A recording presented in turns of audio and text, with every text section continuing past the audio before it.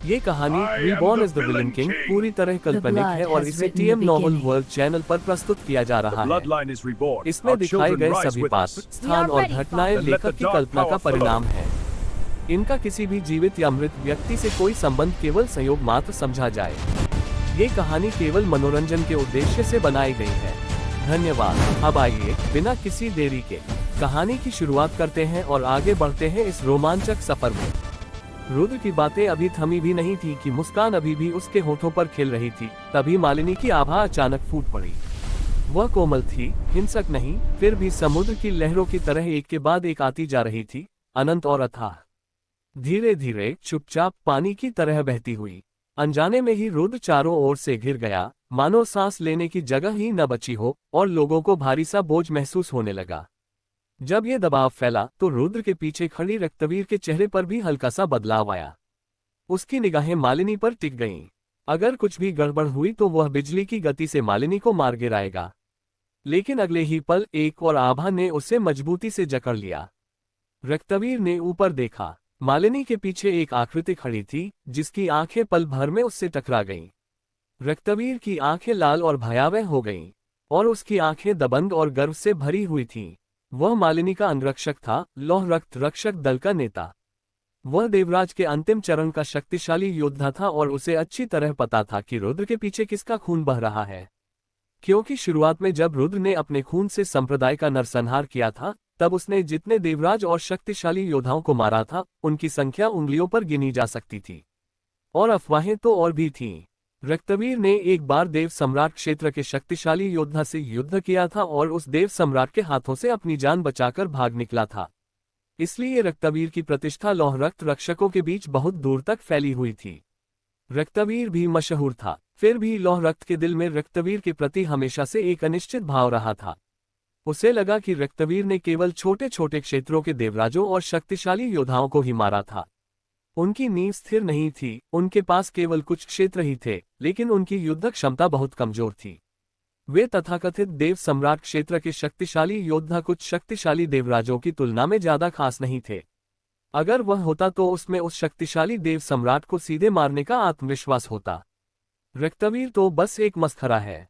इस बारे में सोचते हुए लौह रक्त की आंखों में थोड़ी सी उत्तेजना झलक उठी। उसने हाथ उठाकर गर्दन काटने का उत्तेजक इशारा भी कर दिया। लौह रक्त की इस हरकत को देखकर रक्तवीर एक पल के लिए अचंभित रह गई, फिर उसने एक विकृत मुस्कान दिखाई। बहुत बढ़िया, इस व्यक्ति में व्यक्तित्व है, पसंद करने लायक है। हालांकि व्यक्तित्व वाला व्यक्ति आमतौर पर ज्यादा दिन तक जीवित नहीं रहता। रक्तवीर के चेहरे पर मुस्कान और भी चमकदार और बनावटी हो गई। रक्तवीर की यह मुस्कान देखकर लौह रक्त भी स्वाभाविक रूप से हंस पड़ा। ये सब तो मस्खरे हैं। उसके विचार में रक्तवीर दिखावा करने से डरता था, इसलिए वह अपने भीतर के डर को छुपाने के लिए केवल मुस्कान का सहारा ले सकता था। लेकिन बगल में खड़ी दिग्विजय का दिल बुरी तरह कांप रहा था। उसे याद आया कि पिछली बार जब रक्तवीर ने यह मुस्कान दिखाई थी, हाँ, एक पूरा राजवंश। उस राजवंश में 1 दर्जन से अधिक देवराज और एक देव सम्राट थे। और उस दिन, मुझे नहीं पता क्यों, उस राजवंश ने रक्तवीर को यह मुस्कान दिखाने में सफलता पाली। फिर 1 दर्जन से अधिक देवराजों की दुखद मृत्यु हो गई। अभी अभी सफलता प्राप्त करने वाले देव सम्राट को रक्तवीर ने बुरी तरह घायल कर दिया और वह हताशा में भाग गया। बाद में उस राजवंश के शाही परिवार के हजारों लोग, कोई नहीं बचा, सभी की दुखद मौत हो गई। और सबसे महत्वपूर्ण बात, इन हजारों लोगों को एक एक करके खून से लथपथ कर मार डाला गया और कटे हुए सिरों को जिंगुआन पूरा करने के लिए राजवंश के महल के सामने रख दिया गया। उस समय मृत जानवरों का मांस खाने वाले गिद्ध 3 दिन से भी अधिक समय तक वहीं मंडराते रहे। लेकिन अब उनके सामने खड़े व्यक्ति ने वास्तव में श्री रक्तवीर को ऐसा भाव दिखाने पर मजबूर कर दिया और वे अपने दिल में उस व्यक्ति के लिए गहरी आह भरने से खुद को रोक नहीं पाए। मैं ज्यादा दिन तक जीवित नहीं रहूंगा। उसकी निगाहें फिर से रुद्र पर टिक गईं। जब रुद्र पर वह दबाव हावी हो गया जिससे रक्तवीर की भौहें तन गईं। जहां किसी की नजर नहीं थी, रुद्र की बाह में मौजूद रसोई के चाकू में एक अदृश्य आभा व्याप्त हो गई, जिसने मालिनी के दबाव को आसानी से दूर कर दिया। वसंत ऋतु के सूरज से मिलती सफेद बर्फ की तरह चुपचाप पिघलती हुई। इसे पूरी तरह महसूस करो। मालिनी ने फिर से भौहें चढ़ाईं। वह अनजाने में ही रुद्र की तरफ दोबारा देखने से खुद को रोक नहीं पाए। उसके दिल में इस दक्षिणी क्षेत्र में ईशान को छोड़कर यानी रुद्र को छोड़कर केवल वही एक व्यक्ति है जो उसे थोड़ा बहुत सम्मान की नजर से देखने के लिए प्रेरित कर सकता है। लेकिन दुर्भाग्यवश रुद्र और ईशान दुश्मन है और ईशान उसका आदमी है, इसलिए रुद्र का अंत निश्चित है, मौत। मालिनी अपने प्रेमी यानी ईशान के रास्ते में आने वाली हर बाधा को दूर करने के लिए बाध्य है। उनके पूर्वज यानी वो व्यक्ति जो ईशान की मदद से सम्राट बने थे ने एक बार कहा था, ईशान दक्षिणी क्षेत्र का सच्चा ड्रैगन है। वह दक्षिणी क्षेत्र में एकमात्र त्रिपाठी तेजस्वी है जिसके पास इस जीवन में अर्ध पवित्र पद के लिए अन्य क्षेत्रों के साथ प्रतिस्पर्धा करने का थोड़ा सा मौका है। इसलिए भविष्य में ईशान का सम्राट महान सम्राट बनना निश्चित है और सम्राट के पद तक पदोन्नत होना भी बहुत संभव है, जब तक बीच रास्ते में कोई दुर्घटना न हो जाए। ईशान एक अजेय शक्ति के रूप में विकसित होने में सक्षम होगा और फिर अर्ध ऋषि का पद हासिल कर लेगा। यदि ईशान इस जीवन में 3 अर्ध ऋषियों में से एक को भी अपने साथ ले आने में सफल हो जाता तो मुदी राजवंश दक्षिणी क्षेत्र की बंजर भूमि से भी मुक्त हो सकता था और फिर अपने राजवंश को समृद्ध मध्य क्षेत्र में स्थानांतरित कर सकता था। मुदी वंश भी उच्च कोटि के स्वर्गीय वंशों में से एक बन सकता है और यहाँ तक कि अमर वंशों में भी शामिल हो सकता है। जब हम ईशान के व्यक्तित्व के बारे में सोचते हैं, मालिनी की आंखें अचानक तारों की तरह प्रकाश से जगमगा उठी। फिर से रुद्र को देखो, बस इतना ही। वह थोड़ी शांत हुई, फिर मुस्कुराते हुए रुद्र की ओर देखा। रुद्र को आज बुलाने का उसका उद्देश्य ये था कि इसका उद्देश्य ये परीक्षण करना था कि क्या रुद्र वास्तव में सम्राट के रक्त और दिव्य शरीर से आकर्षित हुआ था। आखिरकार ईशान के साथ बिताए समय के दौरान ईशान की बातों से उसे कुछ हद तक रुद्र के प्रति ईशान का डर महसूस हो रहा था। वह जानना चाहती है वह कैसा व्यक्ति है जो अपने जैसे अजगर को भी डरा सकता है। वह और अधिक जानना चाहती है रुद्र इसके लायक है या नहीं। यदि मौका दिया जाए उसे अपने पति को इस परेशानी के स्रोत से छुटकारा दिलाने में कोई आपत्ति नहीं है। आखिरकार उसका प्रेमी इस जीवन में दुनिया पर राज करने के लिए ही पैदा हुआ है, तो वह रुद्र जैसी तुच्छ बातों की परवाह कैसे कर सकती है। क्या ऐसा हो सकता है? भाई रुद्र को लगता है कि मालिनी की योग्यता कम है, इसलिए वह बड़े भाई की सलाह के लायक नहीं है। मालिनी ने अचानक अपने होंठ सिकोड़कर मुस्कुराए, रुद्र को तिरस्कार भरी नजरों से देखते हुए। अतीत में रुद्र द्वारा शाही बेटी के सामने घुटने टेककर उसे चाटने की कहानी पूरे दक्षिणी क्षेत्र में लगभग सभी को पता थी। उसके मत में उसने कभी ऐसे कमजोर व्यक्ति को गंभीरता से नहीं लिया। अगर ईशान ने हमेशा रुद्र का जिक्र न किया होता और इस बार मुम्मू और मूर्दिचाओ तथा रुद्र के बीच हुई मुलाकात में वह रुद्र को देखना भी नहीं चाहती थी, क्योंकि उन्हें लगा कि रुद्र इस पद के लिए योग्य नहीं है। अब वो ऐसा कहती है, क्या ये रुद्र के प्रति एक प्रकार की अवहेलना नहीं है? मालिनी की बातें सुनकर रुद्र की आंखों में मुस्कान और भी चौड़ी हो गई। फिर उसने मालिनी के सख्त चेहरे के बीच धीरे से सिर हिलाया। पल भर में मालिनी के चेहरे पर मुस्कान जम गई। स्विश, फिर अंधेरा छा गया। उसने अभी अभी ये बात रुद्र को चिढ़ाने के लिए कही थी, लेकिन उसे उम्मीद नहीं थी कि रुद्र बिना किसी शर्म के हाँ कह देगा। क्या यह मुश्किल है? रुद्र की नजरों में क्या मालिनी उससे हीन है? पुकारना। मैंने गहरी सांस ली। अपने दिल में उठ रहे गुस्से को दबाते हुए उसने गंभीर आंखों से रुद्र की ओर देखा। बड़े भाई ने ऐसा कहा, छोटी बच्ची के दिल में लड़ने का जज्बा और भी बढ़ गया है। मुझे उम्मीद है कि बड़े भाई फिर से मना नहीं करेंगे और बड़ी बहन भी बड़े भाई में ड्रैगन और फीनिक्स की ताकत देखना चाहती है। क्रोधित मालिनी। मालिनी के शब्द समाप्त होते ही उसके शरीर पर मौजूद आभा भी तुरंत फट पड़ी, एक देवता और दानव की तरह हिंसक रूप से फूट पड़ी और भयंकर रूप से सब कुछ बहा ले गई। उसके आसपास की हवा में पल भर में ही ऊर्जा का उबाल आ गया। भयंकर दबाव। इस गति के तहत आतंक के क्षेत्र में साधारण ताओवादी गुरुओं को भी गंभीर चोटें लगेंगी। पर तब भी रुद्र का चेहरा अब भी शांत और स्थिर था। उसमें कोई बदलाव नहीं आया था, मानो वह उस भयानक दबाव से घिरा हुआ ही न हो। रुद्र की शांत मुद्रा देखकर मालिनी ने कुछ नहीं कहा, लेकिन उसका दिल फिर भी थोड़ा सदमे में था। मुदी राजवंश की गंगा राजवंश के बारे में जानकारी में रुद्र के बारे में जानकारी 5वें स्वर्ग और 7वें स्वर्ग के बीच में है। इसी वजह से वह रुद्र को कभी गंभीरता से नहीं लेती थी। लेकिन इस दौरान ईशान की अतिशयोक्ति और कुछ दिन पहले रुद्र द्वारा लकड़ी को दबाने की घटना ने उसे रुद्र के बारे में जिज्ञासा से भर दिया। आखिरकार, हालांकि मुमू सम्राट के राजवंश में केवल एक अर्ध सम्राट था, लेकिन जब मुमू को कई अन्य सम्राटों के राजवंशों में मुक्त किया गया, तब भी वह कई महान राजवंशों के सम्राटों को दबाने में सक्षम था।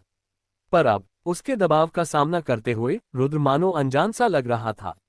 उनकी यही मानसिकता उन्हें कम आंकने से बचाती है। इसके अलावा रुद्र की आंखें, जो मुस्कुराती हुई प्रतीत हो रही थी लेकिन मुस्कुरा नहीं रही थी, उनमें एक प्रकार की जांच पड़ताल झलक रही थी। मालिनी ने ध्यान से देखा और उसे गुस्सा आने लगा, क्योंकि रुद्र की आंखों में स्पष्ट रूप से तिरस्कारपूर्ण रवैया झलक रहा था। धमाका! पल भर में मालिनी के दिल में एक अदृश्य क्रोध उमड़ पड़ा। वह कौन है? वह त्रिपाठी तेजस की सर्वोच्च शक्ति है जो बर्फीले हृदय शरीर में निवास करती है। वह मु सम्राट राजवंश की साम्राज्य है। वह ताओवादी 9 स्वर्गों की महाशक्ति है। युवा पीढ़ी के बीच वह कह सकती है कि वह नान्यू की युवा पीढ़ी को कुचल सकती है। उसके हृदय में बसा अहंकार ताओवादी दायरे तक ही सीमित नहीं रहा। उसके दिल में ईशान के अलावा केवल मध्य क्षेत्र के वे अभिमानी ही उसकी आंखों के समान हो सकते थे। पर अब एक मामूली रुद्र की हिम्मत कैसे हुई खुद को देखने की? खुद को नीचा समझने की हिम्मत कैसे हुई? वह इसे कैसे बर्दाश्त कर सकती है? तेंग! मालिनी तुरंत खड़ी हो गई। उनकी आंखों में जानलेवा इरादे झलक रहे हैं। आध्यात्मिक ऊर्जा उसके चारों ओर तीव्र गति से घूम रही थी, जिससे हवा का एक झोंका उठ रहा था। रुद्र, अगर तुम इसे करना चाहते हो तो आज ही करो। अगर नहीं करोगे तो करना ही पड़ेगा। मैं देखना चाहता हूं कि तुम मुझे, मु दिचाओ के शिष्य को, अपने राजवंश की बदनामी खून से धोने क्यों दे रहे हो? मालिनी पहले से ही उसका चेहरा नोच डालने की योजना बना रही थी। उसे किसी शहर की जरूरत नहीं है और उसे नागिन होने का दिखावा करने की भी जरूरत नहीं है, क्योंकि उसमें असीम आत्मविश्वास है और वह अपनी अजेय मुद्रा से किसी भी युवा पीढ़ी को कुचल सकती है। घमंडी! सम्राट को नाराज करने की हिम्मत करने वाला कोई भी व्यक्ति मर जाए। आक्रामक मालिनी का सामना करते हुए रुद्र ने कोई प्रतिक्रिया नहीं दी, लेकिन रक्तवीर की आंखें तेजी से तीखी हो गईं और एक हिंसक दुष्ट आत्मा उमड़ पड़ी। चाकू का हैंडल पकड़े हुए ऐसा लगता है मानो अगले ही पल चाकू निकाल लेने वाला हो। चाकू निकालो! तत्काल ही धरती को हिला देने वाला। ब्रश करो! रक्तवीर के पीछे सम्राट के सभी रक्षकों ने तुरंत अपने हाथों में मौजूद तलवारें निकाल ली। तलवारों पर अभी भी सूखा हुआ गहरा खून लगा हुआ था। अचानक हवा में खून की दुर्गंध फैल गई। बेहद घमंडी! लेकिन इस समय लौह रक्त और मालिनी के पीछे मौजूद अन्य लोगों ने भी ठंडी चीख मारी और उसके शरीर की आभा ऐसे फूट पड़ी जैसे सुई की नोक गेहूं के चंदवा की ओर इशारा कर रही हो। रुद्र और मालिनी के ऊपर दोनों आभाएं हिंसक रूप से टकरा गईं। आकाश में छाए काले बादल पल भर में छट गए, लेकिन संयोगवश ये रुद्र और मालिनी से 3 मीटर की ऊंचाई पर तलवारों के बीच होने वाले वार से बच गया। लेकिन रुद्र और मालिनी के रिश्ते पर अब भी कोई असर नहीं पड़ा है। हे रक्तवीर, मैंने तुम्हें कितनी बार कहा है, खुद से मुसीबत खड़ी मत करो। इस बार मिस मालिनी के सामने क्या तुम मुझे चैन से रहने नहीं दे सकती? रुद्र ने डांटने का नाटक किया। हाँ, इस अधीनस्थ को अपनी गलती का एहसास है। रक्तवीर ने तुरंत अपनी गति धीमी कर ली और सम्मानपूर्वक उत्तर दिया। वह पल भर में उग्र बाघ से शांत भेड़ में बदल गया। हाँ, गिड़गिड़ाते हुए रक्तवीर को देखकर मालिनी के बगल में बैठी लौहरक्त अपनी आंखों में उपहास लिए हंसे बिना नहीं रह सकी। आपको यह अवश्य ही पता होगा कि एक देवराज और शक्तिशाली व्यक्ति होने के नाते उसमें अपना अहंकार है। भले ही वह मालिनी का अंगरक्षक हो, मालिनी उसे सार्वजनिक रूप से डांटेगी नहीं। आखिरकार वह मुंह दिचाओ का चेहरा भी तो है। लेकिन अब रुद्र ने न केवल डांटा, बल्कि मुंह दिचाओ के सामने, जिनके साथ हमेशा से खराब संबंध रहे हैं, मुंह दिचाओ की बेटी के सामने भी डांटा। और सबसे महत्वपूर्ण बात यह है कि रक्तवीर ने स्पष्ट रूप से उसका समर्थन किया। लेकिन इसके बजाय उसे डांट पड़ी। रक्त का हृदय कितना अद्भुत होता होगा, है ना? ये सोचकर उसके होठों के कोने पर मुस्कान और भी खिल उठी। उसके पीछे खड़े लौह रक्त रक्षक ने भी व्यंग्यात्मक मुस्कान दिखाए, लेकिन अगले ही पल रुद्र ने जो कहा उससे उनके चेहरों पर मुस्कान जम गई। लेकिन अगर आपको कोई अनियंत्रित पागल कुत्ता भौंकता हुआ मिले तो उसे सीधे मार डालो। आखिर उसकी आवाज सुनना कितना कष्टदायक होता है। रुद्र ने मुस्कुराते हुए हल्के से अपना कान खुजलाया, लेकिन लौह रक्त और बाकी लोग मन ही मन हंस नहीं सके, क्योंकि रुद्र उनके साथ कुत्तों जैसा व्यवहार कर रहा है। रक्तवीर को अभी अभी फटकार मिली, लेकिन कम से कम ये नौकरों को दी गई फटकार थी। आखिर रक्तवीर और बाकी सब भी तो इंसान ही थे। लेकिन अब तो वे इंसान भी नहीं रह सकते। आप नाराज हो गए क्या? तुम्हारा मकसद मुझे परेशान करना ही है ना? रुद्र, आशा है तुम अपने शब्दों पर ध्यान दोगे। कुत्ते को पीटना उसके मालिक पर निर्भर करता है। मालिनी का चेहरा गुस्से से लाल था। हाँ, मैं ध्यान दे रहा था। आपने कहा था कि बड़े कुत्ते को मालिक की तरफ देखना चाहिए। आप भी मुझसे सहमत हैं, है ना? रुद्र ने मासूमियत से अपने हाथ फैलाए, वह बेहद असहाय दिख रहा था। आप। लेकिन इससे मालिनी और भी ज्यादा क्रोधित हो गई। उसने गुस्से से रुद्र की ओर इशारा किया, उसकी पलकें क्रोध से फड़क रही थीं। किंतु वह कुछ भी नहीं कह पाता था। पुकारना। कुछ गहरी सांसें लेने के बाद उसने अपने दिल में दबे गुस्से को दबा लिया। लौह रक्त, अगर ऐसा है तो तुम्हें गंगा राजवंश के शक्तिशाली पुरुषों के तरीके आजमाने चाहिए। ध्यान रखना, ज्यादा कठोर मत होना, वरना यहाँ खाने का बर्तन नहीं बचेगा और तुम कुत्ते का मांस भी नहीं खा पाओगे। मालिनी की आंखों में ठंडी निगाहें थीं, उसने कहा, जी हाँ, मेरी महारानी। लौह रक्त तुरंत खुशी से झूम उठी। फिर रक्तवीर की आंखों में दुष्ट भावनाएं उमड़ती देख उसे आखिरकार खुद को अभिव्यक्त करने का मौका मिल गया। अगर वह रक्तवीर को हरा देता है तो क्या वह रक्षकों के समूह में सबसे शक्तिशाली व्यक्ति नहीं बन जाएगा? और रक्तवीर ने मुस्कुराते हुए उसकी ओर देखा, मानो कोई बाघ भेड़ को देख रहा हो। एक ही लड़ाई। लौह रक्त की आकृति एक पल में ही चमक उठी और फिर 100 मीटर दूर एक विशाल समतल मैदान पर प्रकट हो गई।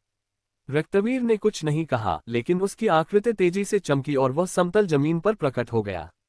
खून के प्यासे, आज तुम्हारा गौरवशाली दौर खत्म हो गया। मैं तुम्हें दिखाऊंगा कि असली ताकतवर आदमी क्या होता है, और मैं तुम्हें और तुम्हारे दामाद को भी बता दूंगा कि असली कायर कौन है। उसके चेहरे पर खून लगा हुआ था और वह भयंकर रूप से दहाड़ रहा था। हे, तुम तो कुत्ते हो। रक्तवीर मुस्कुराए। लौह रक्त का चेहरा तुरंत जम गया और वह दहाड़ते हुए बोला, इसकी तुलना कभी नहीं की गई। ज्यादा घमंड मत करो। लौह रक्त के प्रकोप का सामना करते हुए रक्तवीर अभी भी मुस्कुरा रही थी और बोली, मुझे पता है, लेकिन तुम तो कुत्ते हो। हमला करो और मार डालो। आह, रक्तपात्र, तुम तो मौत को दावत दे रहे हो।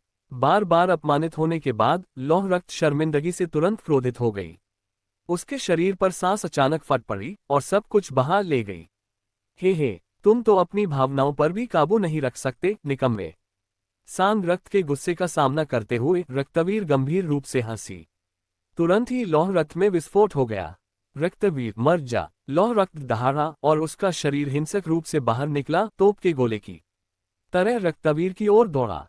जैसे ही वह बाहर निकला, उसका दाहिना हाथ मुट्ठी में कस गया। अचानक एक काली ज्वाला फूट पड़ती है। एक भयानक उतार चढ़ाव फैल गया। अलौकिक शक्ति, ब्लैक जीरो एडजस्टमेंट। लौह रक्त ने एक दहाड़ मारी और उसकी मुट्ठी से निकली ज्वाला से भरी तेज रोशनी ने इतनी भीषण गर्मी पैदा की कि सब कुछ जल गया। उस क्षण लौह रक्त रक्षक और दिग्विजय, जिनकी साधना का स्तर थोड़ा कम था, को अचानक ऐसा लगा जैसे आकाश अंधेरा हो गया हो। लौह रक्त ने जरा भी संकोच नहीं किया, उसका शरीर जादुई इंद्रधनुष की तरह फूट पड़ा। गहरे पहाड़ की आभा अत्यंत भयंकर थी और वह रक्तवीर की ओर बढ़ रही थी। इस दृश्य को देखिए। मालिनी के पीछे खड़े लौह रक्त रक्षक की आंखों में मुस्कान आ गई। अंधेरा शून्य पर सेट हो गया। स्वर्ग स्तरीय मौलिक अलौकिक शक्तियां। लौह रक्त के पास मौजूद जादुई शक्तियों में ये सबसे शक्तिशाली जादुई शक्ति है। इन वर्षों में लौह रक्त ने इस तरकीब का इस्तेमाल करते हुए अनगिनत देव राजाओं और शक्तिशाली व्यक्तियों को मार गिराया है और अपनी स्थिति को मजबूत किया है। उनका मानना है कि इस चाल के तहत यहां तक कि रक्तवीर भी इसे रोक नहीं सका। ची, लेकिन ठीक उसी क्षण एक तीखी और कान फाड़ देने वाली आवाज अचानक शून्य को चीरती हुई लौह रक्त के सामने प्रकट हुई। वह भाला स्याही की तरह काला था। जैसे ही काला भाला प्रकट हुआ, उसने विस्फोट के धुएं से दोनों ओर हवा को चीर दिया और फिर बेरोक-टोक लौह रक्त की ओर बढ़ गया। जिस क्षण उसने काले भाले की आहट महसूस की, लौह रक्त की गंभीरता भी एक गरिमापूर्ण झलक है। पल भर में उसके शरीर पर व्याप्त आभा विस्फोटित हो गई और उसकी मुट्ठी पर लगी ज्वालाएं तुरंत भड़क उठी और फिर उसने काले भाले की ओर जोरदार प्रहार किया। गड़गड़ाहट। पलक झपकते ही दोनों भयंकर रूप से टकरा गए और इस टक्कर के बीच अचानक एक प्रचंड प्रकाश फूट पड़ा, जिसने लोगों की आंखों को दर्द से भेद दिया। देखने के लिए बस आंखें थोड़ी सिकोड़ें। अंतिम जोरदार धमाके की गूंज सुनाई दी। एक छोटा मशरूम के आकार का बादल फैल गया और एक शक्तिशाली शॉक वेव हवा में फैल गई। एक चाकू और एक तलवार एक ही समय में गायब हो जाते हैं। रक्तवीर ने वास्तव में ईश्वर सम्राट के शक्तिशाली योद्धा के साथ बराबरी का मुकाबला किया। ये दृश्य देखकर मालिनी के पीछे खड़ी लौह रक्त की आंखें अविश्वास से चौड़ी हो गईं। मालिनी भी हैरान रह गई। लीप फ्रॉग युद्ध। उनका ये गर्व निश्चित रूप से उनकी असाधारण प्रतिभाओं के कारण शाही राजवंश के अनगिनत संसाधनों द्वारा उन्हें संवारा गया है। उसके पास कई शक्तिशाली तुरुप के पत्ते हैं। यही कारण है कि वे युद्ध में एक तरफा बढ़त हासिल कर सकते हैं। लेकिन उनका क्या? वे महज पहरेदारों का एक समूह है, सीधे शब्दों में कहें तो वे महज नौकरों का एक समूह है। इनमें से अधिकांश अनाथ बच्चे हैं जिन्हें सम्राट ने दुनिया भर से इकट्ठा किया और फिर बचपन से पाला पोसा। कमजोरों को हटा दिया जाता है, बलवानों को पदोन्नत किया जाता है। कुछ को अंगरक्षक के रूप में प्रशिक्षित किया गया था और कुछ को तो मृत सैनिकों के रूप में भी प्रशिक्षित किया गया था। यदि कुछ निर्दयी ताकतें उनके लिए कुछ बुरे अभ्यास करने का विकल्प चुने, अपनी ऊर्जा और क्षमता का भरपूर उपयोग करके अभ्यास की गति को तेज करें और एक मजबूत व्यक्ति बने। यदि आपको कोई अच्छा गुरु न मिले, आने वाले दिन और भी निराशाजनक हैं। उनका जीवन हमेशा उनके मालिकों के हाथों में रहता है, लेकिन वर्तमान रक्तवीर की ताकत स्पष्ट रूप से जीवन शक्ति और क्षमता के अत्यधिक दोहन पर निर्भर रहने से प्राप्त नहीं होती है। उनके शरीर पर आध्यात्मिक ऊर्जा अत्यंत सघन है और उनकी आभा भी अत्यंत प्रभावशाली है, जिसमें अहंकार का कोई अंश नहीं है। इस प्रकार इस रक्त वाले व्यक्ति की प्रतिभा, डरावनी फिल्में भी असामान्य होती हैं। ये तो उन सम्राटों और साम्राज्यों से भी बदतर है। यदि इसे राजवंश में रखा जाए तो यह एक योग्य सम्राट का पुत्र भी है। रक्तवीर की प्रतिभा को देखते हुए ईश्वर सम्राट बनना तो निश्चित है ही, यहाँ तक कि अर्थ सम्राट भी इसमें रुचि रखता है। यदि कोई व्यक्ति अर्थ सम्राट स्तर तक पहुंच जाता है तो वह एक शक्तिशाली व्यक्ति होगा जो एक पक्ष पर प्रभुत्व स्थापित करेगा, उसे गुलामी में लाया जाएगा और वह ऐसा व्यक्ति बन जाएगा जो अपने भाग्य का स्वयं नियंत्रक होगा। धिक्कार है, इतना अहंकारी व्यक्ति इस घटिया इंसान के हाथों में शरण कैसे ले सकता है। मालिनी कुछ देर तक गुस्से से उबलती रही, फिर उसने पीछे मुड़कर लोहरक्त की तरफ देखा और वह और भी ज्यादा परेशान हो गई। मारना, ये देखकर कि उसका प्रहार वास्तव में रक्तवीर द्वारा रोक दिया गया था, नकाबपोश ईश्वर सम्राट एक पल के लिए स्तब्ध रह गया और तुरंत चिढ़ गया। एक दहाड़ के साथ वह खून की ओर दौड़ा। इसी समय अन्य नकाबपोश ताकतवर लोग भी दौड़कर आ गए। 2 सच्चे देवताओं और कई झूठे देवताओं के नेतृत्व में 10 सम्राटों और रक्षकों के एक समूह ने वास्तव में सभी नकाबपोश सच्चे देवताओं को रोक दिया। लेकिन अभी भी 2 शक्तिशाली देव राजा बच्चे हैं, इसलिए उन्हें कोई नहीं रोक सकता। हा, बच्चे, मैं तुम्हें बचाने वाला कौन होता हूँ। तुरंत ही दोनों देवराज और बलवान पुरुष अपनी आंखों में उत्तेजना लिए गुर्राए, मानो वे रुद्र को मार डालेंगे।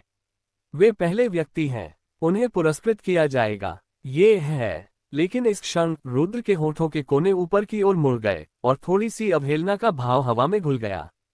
दोनों देवराज एक पल के लिए अचंभित रह गए और वातावरण में एक अशुभ संकेत छा गया। और इस समय उनके पीछे अचानक 4 भयानक आभाएं फूट पड़ी। 2 देव सम्राट, 2 देव राजा।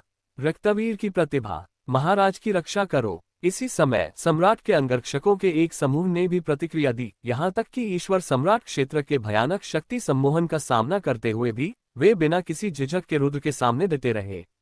उसकी आंखें बहुत तेज हैं। हे, सर्वोच्च जिले का एक देवराज मुझे रोकना चाहता है।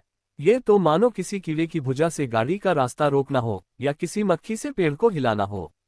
मौत को दावत देना। नकाबपोश देव सम्राट ने मुस्कुराहट दिखाए और फिर अचानक उसके हाथ में एक लंबी तलवार प्रकट हो गई। जैसे ही लंबी तलवार प्रकट हुई, हवा का तापमान अचानक 10 डिग्री से अधिक गिर गया और हवा में मौजूद पदार्थ नग्न आंखों से दिखाई देने वाली गति से जमने लगे। अलौकिक शक्ति, फ्रोजन स्लैश। ईश्वर सम्राट ने तीखे स्वर में चिल्लाते हुए रुद्र पर तलवार से वार किया। पल भर में भयानक तलवार की चमक स्वर्ग और पृथ्वी के बीच सफेद प्रकाश की पहली किरण की तरह प्रतीत हुई, जो शून्य को भेदते हुए भयानक गति से हमला कर रही थी। कितने बहादुर! ये दृश्य देखकर रक्तवीर की आंखें अचानक पागल हो गईं। उसके हाथ में एक चमक के साथ एक भूतिया सिर वाली चौड़ी तलवार प्रकट हुई, जिसके हैंडल पर एक भयंकर भेड़िए का सिर था और भेड़िए के सिर की आंखें खून से लाल थीं, मानो वह एक जीवित प्राणी हो। चाकू के प्रकट होते ही वातावरण में एक दुष्टतापूर्ण आभा फैल गई। खून बह रहा है, आसमान भी खून से सना हुआ है। 10,000 हड्डियों से बना चाकू, स्वर्ग के स्तर का मध्यस्तरीय आध्यात्मिक खजाना। यह एक शक्तिशाली आध्यात्मिक खजाना है जिसे गंगा राजवंश के पूर्वजों ने बहुत समय पहले एक राक्षस का वध करने के बाद प्राप्त किया था। जब यह आध्यात्मिक खजाना प्राप्त हुआ था तब ये स्वर्ग के केवल एक कनिष्ठ स्तर का था, और इस आध्यात्मिक खजाने की विशेष विशेषताओं के कारण यदि साधारण लोग इसका उपयोग करते हैं तो उनकी आत्मा अनजाने में क्षीण हो जाएगी और वह न तो मनुष्य में और न ही भूत में परिवर्तित हो जाएगी। फिर अपना मानसिक संतुलन खो दो और एक पागल हत्यारा बन जाओ। इसलिए यह आध्यात्मिक खजाना शाही खजाने में अवरुद्ध हो गया था। जब 10 साल से भी पहले रक्तवीर को सम्राट दिग्विजय के पद पर पदोन्नत किया गया था, तो उन्हें सम्राट के खजाने में प्रवेश करके एक हथियार चुनने का अवसर मिला और उन्होंने अप्रत्याशित रूप से इस आध्यात्मिक खजाने को चुना।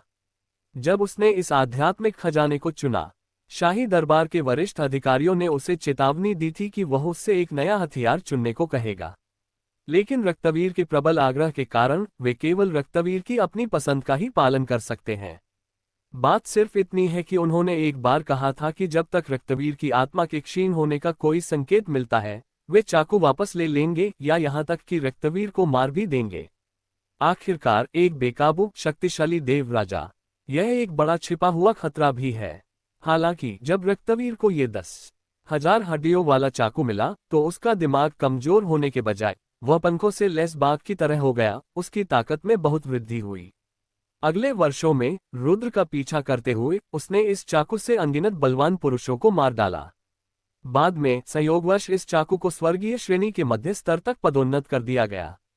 रक्तवीर देव सम्राट के शक्तिशाली प्रतिद्वंद्वी से लड़ने के लिए सीधे छलांग लगाने में सक्षम है। एक तो ये कि बाहर के देव सम्राट शक्तिशाली लोग जल्दी में नहीं है और उनकी युद्ध क्षमता भी विचलित हो गई है, और दूसरा इस आध्यात्मिक खजाने का कारण है। और स्वर्ग रैंक के मध्य स्तर पर पदोन्नत होने के बाद रक्तवीर ने पाया कि किसी बलवान व्यक्ति को मारने के बाद ये चाकू मारे गए मार्शल आर्टिस्ट की ऊर्जा को अवशोषित कर लेता है और फिर अपनी खुद की गुणवत्ता में सुधार करता है, और यह ऊर्जा रक्तवीर को वापस भी प्रदान करता है। महज कुछ वर्षों में उन्हें सीधे देवराज के शिखर तक पहुंचने की शक्ति से केवल एक कदम दूर थे। जैसे ही मैंने ये चाकू निकाला, रक्तवीर के शरीर पर अचानक ही आभा का विस्फोट हो गया, मानो मानवता एकजुट हो गई हो। देव सम्राट की शक्ति के भयावह प्रहार का सामना करते हुए रक्त को जरा भी डर नहीं है, बल्कि हृदय में एक गहरा उन्माद और परमानंद व्याप्त है। यदि इस शक्तिशाली देव सम्राट का सिर कलम कर दिया जाए, वह निश्चित रूप से देवराज के शिखर तक पहुंचने में सक्षम होगा। मारना। रक्तवीर ने एक दहाड़ लगाई और उसके हाथ में मौजूद 10,000 हड्डियों के चाकू से तुरंत खून के रंग की रोशनी निकली और उसने वार किया। इसे वापस ले लो, इसे काट दो। पलक झपकते ही 9 चाकू बाहर निकले और उन 9 चाकुओं की परछाइयां एक में विलीन हो गईं। एक भयानक चाकू की परछाई में बदल गईं और हवा को चीरते हुए बाहर निकल आईं। उस तलवार की छाया की ओर प्रहार करो। गड़गड़ाहट। पलक झपकते ही एक तलवार और एक चाकू आपस में बेरहमी से टकरा गए और इस टक्कर के बीच अचानक एक प्रचंड प्रकाश फूट पड़ा, जिसने लोगों की आंखों को दर्द से भेद दिया। देखने के लिए बस आंखें थोड़ी सिकोड़ें। अंतिम जोरदार धमाके की गूंज सुनाई दी। एक छोटा मशरूम के आकार का बादल फैल गया और एक शक्तिशाली शॉक वेव हवा में फैल गई। एक चाकू और एक तलवार एक ही समय में गायब हो जाते हैं। रक्तवीर ने वास्तव में ईश्वर सम्राट के शक्तिशाली योद्धा के साथ बराबरी का मुकाबला किया। यह दृश्य देखकर मालिनी के पीछे खड़ी लौह रक्त की आंखें अविश्वास से चौड़ी हो गईं। मालिनी भी हैरान रह गई। लीप फ्रॉग युद्ध। उनका ये गर्व निश्चित रूप से उनकी असाधारण प्रतिभाओं के कारण शाही राजवंश के अनगिनत संसाधनों द्वारा उन्हें संवारा गया है। उसके पास कई शक्तिशाली तुरुप के पत्ते हैं। यही कारण है कि वे युद्ध में एक तरफा बढ़त हासिल कर सकते हैं। लेकिन उनका क्या? वे महज पहरेदारों का एक समूह हैं। सीधे शब्दों में कहें तो वे महज नौकरों का एक समूह है। इनमें से अधिकांश अनाथ बच्चे हैं जिन्हें सम्राट ने दुनिया भर से इकट्ठा किया और फिर बचपन से पाला पोसा। कमजोरों को हटा दिया जाता है, बलवानों को पदोन्नत किया जाता है। कुछ को अंगरक्षक के रूप में प्रशिक्षित किया गया था और कुछ को तो मृत सैनिकों के रूप में भी प्रशिक्षित किया गया था। यदि कुछ निर्दयी ताकतें उनके लिए कुछ बुरे अभ्यास करने का विकल्प चुने, अपनी ऊर्जा और क्षमता का भरपूर उपयोग करके अभ्यास की गति को तेज करें और एक मजबूत व्यक्ति बने। यदि आपको कोई अच्छा गुरु न मिले, आने वाले दिन और भी निराशाजनक हैं। उनका जीवन हमेशा उनके मालिकों के हाथों में रहता है। लेकिन वर्तमान रक्तवीर की ताकत स्पष्ट रूप से जीवन शक्ति और क्षमता के अत्यधिक दोहन पर निर्भर रहने से प्राप्त नहीं होती है। उनके शरीर पर आध्यात्मिक ऊर्जा अत्यंत सघन है और उनकी आभा भी अत्यंत प्रभावशाली है, जिसमें अहंकार का कोई अंश नहीं है।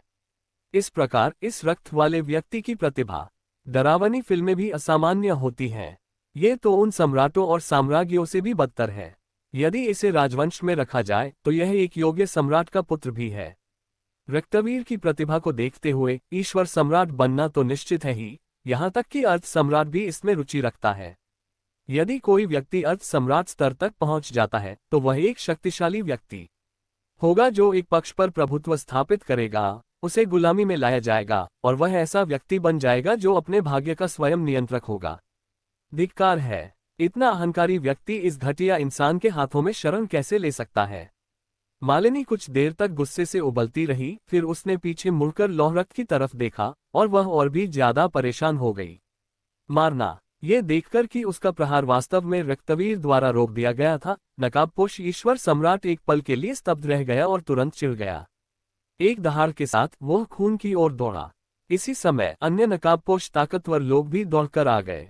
2 सच्चे देवताओं और कई झूठे देवताओं के नेतृत्व में 10 सम्राटों और रक्षकों के एक समूह ने वास्तव में सभी नकाबपोश सच्चे देवताओं को रोक दिया। लेकिन अभी भी 2 शक्तिशाली देव राजा बचे हैं, इसलिए उन्हें कोई नहीं रोक सकता। हा, बच्चे, मैं तुम्हें बचाने वाला कौन होता हूँ। तुरंत ही दोनों देवराज और बलवान पुरुष अपनी आंखों में उत्तेजना लिए गुर्राए, मानो वे रुद्र को मार डालेंगे। वे पहले व्यक्ति हैं, उन्हें पुरस्कृत किया जाएगा। ये है। लेकिन इस क्षण रुद्र के होठों के कोने ऊपर की ओर मुड़ गए और थोड़ी सी अवहेलना का भाव हवा में घुल गया। दोनों देवराज एक पल के लिए अचंभित रह गए और वातावरण में एक अशुभ संकेत छा गया। और इस समय उनके पीछे अचानक 4 भयानक आभाएं फूट पड़ी। 2 देव सम्राट, 2 देव राजा। रुद्र की बातें अभी थमी भी नहीं थी कि चारों आभाएं अचानक प्रकट हो गईं। रक्तवीर से लड़ रहे देव सम्राट के चेहरे के भाव पल भर में बदल गए और रक्तवीर की आंखों में भी आश्चर्य की एक झलक दिखाई दी। ये तो सचमुच सम्राट ने पहले ही अनुमान लगा लिया था। जब वह यहाँ आया था तो रुद्र ने कहा था कि यह काम बहुत स्थिर नहीं होगा। इसलिए रुद्र ने जानबूझकर गंगा राजवंश में श्यामनगर की रक्षा करने वाले शिवगुप्त परिवार के पूर्वजों और सम्राट राजवंश के संरक्षक दूत को साथ लिया और 2 शक्तिशाली देवराजों को गुप्त रूप से अपने पीछे भेज दिया था। और सच में कुछ ही देर में एक पतंगा दिखाई दिया। इसे धोखा दिया गया। पीछे हटना। नकाबपोश देव सम्राट की पुतलियां तेजी से सिकुड़ गईं और एक तीखी आवाज गूंजी। फिर उसका पूरा शरीर आभा से भर गया और उसकी आकृति पलक झपकते ही भागने वाली थी, लेकिन रक्तवीर ने उसे कसकर जकड़ लिया। न्यायालय में मौत। नकाबपोश देव सम्राट को रक्तवीर ने रोक दिया। वह एक ही समय में चिंतित और क्रोधित थी। अपने वस्त्रों में इधर उधर घूमते हुए रक्तवीर पर एक के बाद एक भयंकर हमले कर रही थी। पल भर में दुनिया का रंग बदल गया और पत्थर ने आकाश को चीर दिया। यहाँ कोई देवराज मौजूद है और इस आतंक से बचना होगा, अन्यथा आपको एक भयानक मौत का सामना करना पड़ेगा। लेकिन इन सब के बावजूद रक्तवीर की आंखों में जरा भी झिझक नहीं दिखी, बल्कि वह अस्वस्थ उत्तेजना और आनंद से भरी हुई थी। उसने अपनी जीभ बाहर निकाली और अपने सूखे होठों को चाटते हुए मुस्कुराते हुए कहा, ये तो दिलचस्प है, वरना ये बहुत उबाऊ होता। आवाज बंद होते ही उसके शरीर से अचानक एक प्रचंड सांस निकली और उसका शरीर एक कवच की तरह नकाबपोश देव सम्राट की ओर तेजी से बढ़ा। शिवगुप्त परिवार के पूर्वज हरकत में आए और रक्तवीर तथा नकाबपोश देव सम्राट की ओर दौड़ पड़े। वे रक्तवीर की मदद करना चाहते थे। कुछ मत करो, बस एक तरफ खड़े रहो और इस बुलिया को भागने से रोको। लेकिन ठीक उसी क्षण जब वह कुछ करने ही वाला था, अचानक रक्तवीर की आवाज सुनाई दी। शिवगुप्त परिवार के मुखिया एक पल के लिए स्तब्ध रह गए। फिर उन्होंने सिर हिलाया और अपनी आंखों में चमक के साथ रक्तवीर और नकाबपोश देव सम्राट के बीच की लड़ाई को देखने लगे। मैं सचमुच मरना चाहता हूं। जब शिवगुप्त कुलपति आए तो नकाबपोश देव सम्राट शक्ति भयभीत हो गई। आखिरकार एक रक्तवीर से निपटना पहले से ही बहुत मुश्किल है और अब एक शिवगुप्त कुलपति भी आ गए हैं। उसकी हार निश्चित है। लेकिन अब जब रक्तवीर ने शिवगुप्त कुलपति की मदद लेने से सचमुच इनकार कर दिया तो वह मन ही मन खुश और क्रोधित दोनों था। क्या यह उनके लिए घोर अपमान नहीं है? ये सोचकर उसके शरीर में आध्यात्मिक ऊर्जा और भी उग्र हो गई और उसके हमले और भी भयंकर हो गए। लेकिन बिना किसी अपवाद के उन सभी को रक्तवीर ने रोक दिया। और दूसरी ओर मालिनी ने अपने दूत को श्यामनगर भेजा और उसे सीधे रुद्र की ओर भेजा। उसकी नजर में किसी के जीने या मरने से ज्यादा महत्वपूर्ण रुद्र था। जिस क्षण वह ऊपर से उड़ा, दोनों नकाबपोश देवराजों की आंखों में भय झलक रहा था और वे पीछे हटने ही वाले थे कि पलक झपकते ही उनकी आकृतियां दूर तक पहुंच गईं। जब उन्होंने देखा कि कोई उनका पीछा नहीं कर रहा है तो उनके दिल में खुशी की लहर दौड़ गई। ऐसा लगा जैसे वे बच निकले हों। हालांकि अगले ही पल उनकी आकृतियां अचानक जम गईं। उनकी आंखों में भय छा गया। उनके सामने एक वृद्ध आकृति प्रकट हुई जो वहां चुपचाप खड़ी थी, मानो स्वर्ग और पृथ्वी का एक टुकड़ा हो। वह गंगा राजवंश का संरक्षक दूत था। महाराज सम्राट पर दुस्साहपूर्वक हमला करने की हिम्मत कैसे हुई? तुम सब मृत्यु के योग्य हो। जैसे ही ये शब्द समाप्त हुए, शाही दरबार के सफेद बालों वाले संरक्षक दूत ने धीरे से अपना हाथ उठाया और फिर धीरे धीरे उन दोनों की ओर विलीन हो गए। तेज नहीं, बल्कि धीमा ही है। लेकिन उन दो नकाबपोश देवराजों की नजरों में ये प्रहार एक किंवदंती के समान है और छिपने की कोई जगह नहीं है। इस भयावह माहौल के बीच आत्मा की गहराइयों से एक भय व्याप्त हो जाता है। जाहिर तौर से इस प्रहार में घोर आतंक है। दोनों के चेहरे लाल हो गए, माथे की नसें उभर आई और उन्होंने बड़ी मुश्किल से अपने हाथ उठाकर सामने से बचाव किया। उनमें से एक के हाथ में ढाल प्रकट हो गई और उस ढाल से निकलने वाली आभा प्राथमिक स्तर के जादुई हथियार की थी। धमाका! अगले ही क्षण बूढ़े व्यक्ति की हथेली अचानक उन दोनों के सामने आ गई। फिर निर्दयतापूर्वक ढाल पर अंकित किया गया। क्लिक! एक स्पष्ट ध्वनि। निम्न स्तर का जादुई हथियार 3 सांसों से भी कम समय तक टिका रहा और फिर उसमें दरार पड़ गई। इस झटके से नकाबपोश देवराज अचानक चीख उठा। बाघ के मुंह से खून टपकने लगा और जादुई हथियार बाहर आ गया। सुरक्षाकर्मियों के हथेली के निशान उन दोनों पर लगातार पड़ते रहे। दोनों तीर की तरह पलटे और फिर जमीन पर जोर से गिर पड़े। उठने से पहले ही उनके मुंह से खून के बड़े बड़े फव्वारे फूट पड़े। उनके चेहरे पीले पड़ गए थे और सांसें कमजोर हो रही थीं। एक ही पल में उन दोनों की आंखों में गहरा भय झलक उठा। महज एक ही वार में दोनों देवराज और महाशक्तियां गंभीर रूप से घायल हो गईं। देव सम्राट महाशक्तियों के सामने वे बच्चों की तरह कमजोर थे। नकाबपोश सम्राट से लड़ रहे रक्तवीर की ओर सिर घुमाकर देखते ही वे ईर्ष्या से भर उठे। वह एक शक्तिशाली देवराजा भी है, वह इतना असाधारण क्यों है? लेकिन इसी क्षण नकाबपोश देवराज ने अचानक रुद्र और उसके पीछे खड़े अन्य लोगों की स्थिति पर नजर डाली। वह मदहोश होकर अपने दिल में परमानंद का अनुभव कर रहा था। अगर रुद्र को पकड़ा जा सके और इस तरह की धमकी दी जा सके तो शायद उनके पास बचने का कोई रास्ता हो। जैसे ही उसे यह ख्याल आया, उसने तुरंत अपने शरीर के दर्द को सहन किया और पलक झपकते ही रुद्र की ओर दौड़ पड़ा। दूसरा देवराज एक पल के लिए स्तब्ध रह गया, फिर वह खुशी से झूम उठा और फिर दोनों एक के बाद एक रुद्र की ओर दौड़ पड़े। अच्छा नहीं, एस्कॉर्ट! इस दृश्य को देखकर शाही दरबार के संरक्षक दूत ने एक कठोर दहाड़ लगाए और उसका दिल आत्मदोष से भर गया। उनका शांत चेहरा आखिरकार बदल गया और उनका दिल बुरी तरह कांपने लगा। उसके शरीर पर व्याप्त प्रचंड आध्यात्मिक ऊर्जा प्रवाहित हो रही थी और उसका शरीर टूटते तारे की तरह उड़ गया। सुरक्षाकर्मी, महाराज की रक्षा करो! इस गर्जना को सुनकर सम्राट दिग्विजय ने लाल आंखों से दहाड़ लगाई। अपने दुश्मन से छुटकारा पाने के लिए बेताब होकर रुद्र की ओर दौड़ा। शिवगुप्त के पूर्वज के साथ आए दो देवराजों के भाव भी बदल गए। वह पलक झपकते ही रुद्र की ओर उड़ गया। रुद्र को जरूर कोई परेशानी होगी, लेकिन अब बहुत देर हो चुकी है। जब हर कोई प्रतिक्रिया देता है। मुखौटे पहने हुए दोनों देवराज रुद्र से मात्र 10 मीटर की दूरी पर थे। इस दृश्य को देखकर मालिनी, लौह रक्त और दूर खड़े अन्य लोगों ने अपनी आंखें सिकोड़ ली, लेकिन वे हिले नहीं। यह उनके लिए लक्षित नहीं है। उन्हें कीचड़ भरे पानी में लेटने की कोई आवश्यकता नहीं है। उन्होंने रुद्र की ओर देखा, ये देखने की चाहत में कि ऐसे युद्ध के दौरान रुद्र के चेहरे पर कितनी अद्भुत भावभंगिमाएं होंगी, लेकिन वे जल्दी ही निराश हो गए, क्योंकि रुद्र के चेहरे पर केवल शांति ही दिखाई देती है। और ठीक इसी क्षण रुद्र ने अचानक एक कदम आगे बढ़ाया, हाथ में रसोई का चाकू लिए हुए। रुद्र के असामान्य व्यवहार ने तुरंत लौह रक्त और अन्य लोगों को किनारे कर दिया। अगले ही पल जब आपने रुद्र को धीरे धीरे उन दो शक्तिशाली देव राजाओं की ओर बढ़ते हुए देखा, अब तो यह और भी सनसनीखेज हो गया है। इस समय रुद्र अपने हाथों को हल्के से अपनी पीठ पर रखे हुए है। उसके हाथ में एक रसोई का चाकू है जो बेहद स्पष्ट रूप से दिखाई दे रहा है, मानो वह किसी बगीचे में टहल रहा हो। उसका सुंदर चेहरा दुनिया के प्रति दबंग तिरस्कार से भरा हुआ है, मानो कोई शक्तिशाली व्यक्ति विजयी टिकट के साथ अपनी दुनिया की गश्त कर रहा हो। सम्राट की हत्या और मार्ग सिद्ध करना। अरे, मरने से पहले तमाशा करने की हिम्मत कैसे हुई? तुम तो मौत को दावत दे रहे हो। दोनों देवराज एक पल के लिए अचंभित रह गए और फिर और भी क्रोधित हो गए। अपने शरीर को हिलाते हुए दोनों ने एक ही समय में अपने हाथ ऊपर उठाए और अचानक दोनों बड़े जलते हुए हाथों ने रुद्र को ढक लिया। गुंजन! दोनों देवराज और महाशक्तियों ने एक ही समय पर प्रहार किया। रुद्र के पीछे लौह रक्त को छोड़कर मालिनी समेत सभी की निगाहें थम गईं। दो अदृश्य विशाल हाथ नरक के पंजों की तरह संघनित हुए। उन पर जलती हुई काली लपटें थीं जिनसे एक प्रचंड प्रकाश निकल रहा था।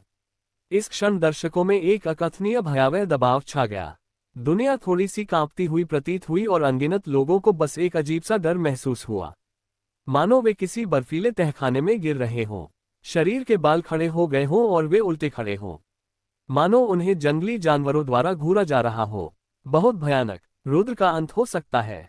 यह देवराज के क्षेत्र में एक शक्तिशाली व्यक्ति की वास्तविक शक्ति है और यह एक आश्चर्य है।